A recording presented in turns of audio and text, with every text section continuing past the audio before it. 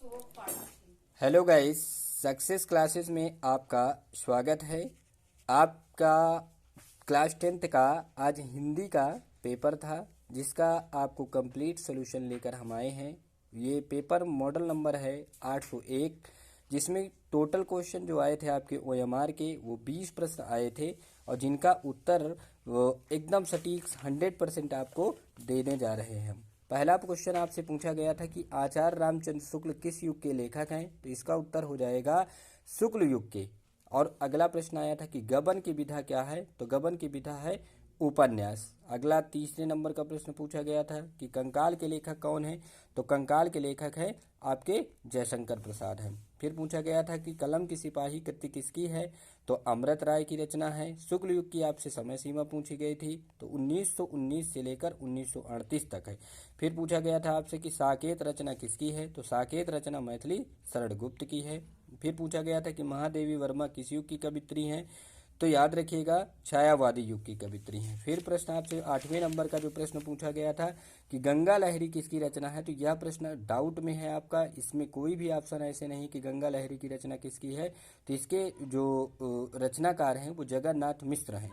फिर पूछा गया था 9वें नंबर का क्वेश्चन आपसे आया था कि आधुनिक काल की समय सीमा क्या है, तो 1843 ईस्वी से लेकर अब तक। फिर 10वें नंबर का प्रश्न आया था कि महादेवी वर्मा की रचना कौन सी नहीं है, ये पूछा गया था कि नहीं है, तो याद रखिएगा निहार भी है, उसके बाद शांति गीत भी है, दीपशिखा भी है। इसका उत्तर हो जाएगा युगांत। इसका उत्तर क्या हो जाएगा, युगांत हो जाएगा। फिर पूछा था हास्य रस का स्थायी भाव क्या है, तो हास्य रस का स्थायी भाव है हास।